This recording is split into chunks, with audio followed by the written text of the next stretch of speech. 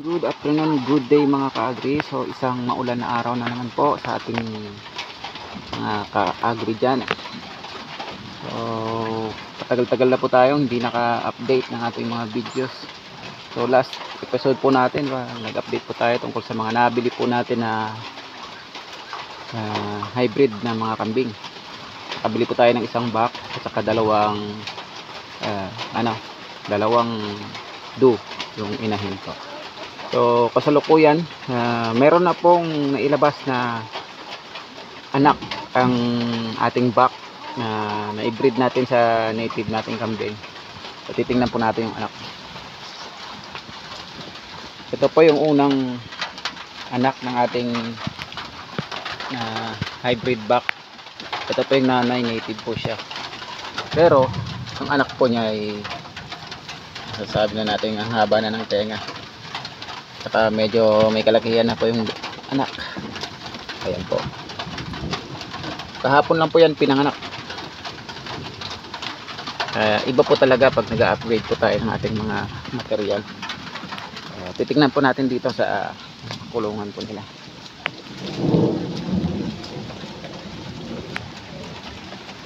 Ayan na po sila. Ito din, nabili nating do. Dumulaga po siya. F3 po siya, F3. Yan naman po yung puti. Anglo-Nubian po yan. Ito bower po ito. Buntis din po yan silang dalawa na. Ayan na po sila. Madami na po. Ayan. Ito naman po yung ating buck, si Doro.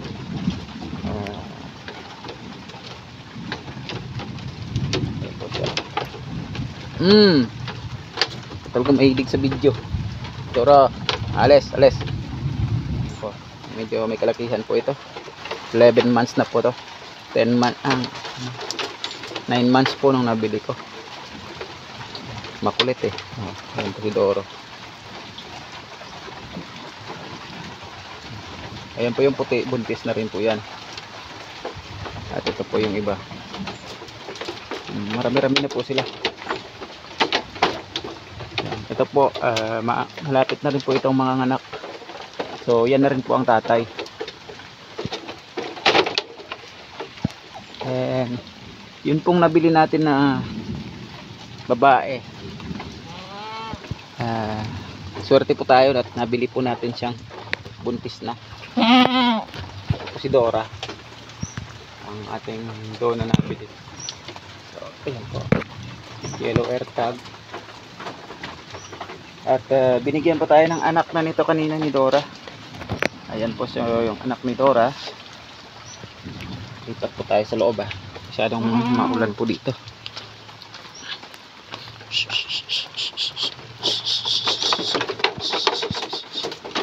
Padaanin nyo ako.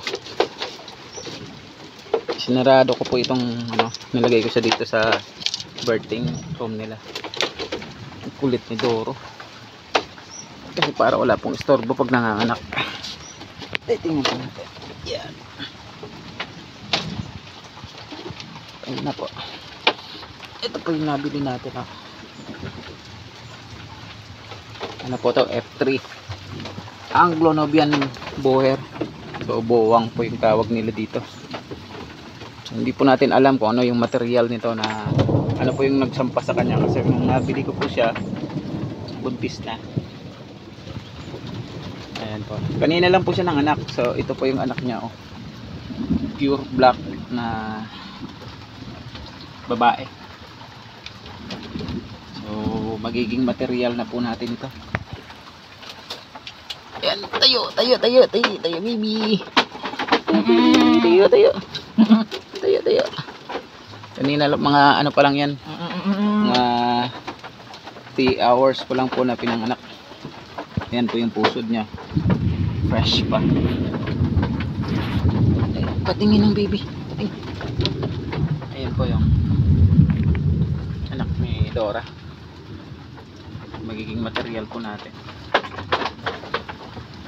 Bata pa po siya. sinolo ko po siya dito kasi para hindi siya maistorbo. Saka hindi siya mabuli ng mga mga iba dyan na nang bubuli. Kasi maliit pa po yung baby, hindi pa siya kaya makipagsabayan sa baby.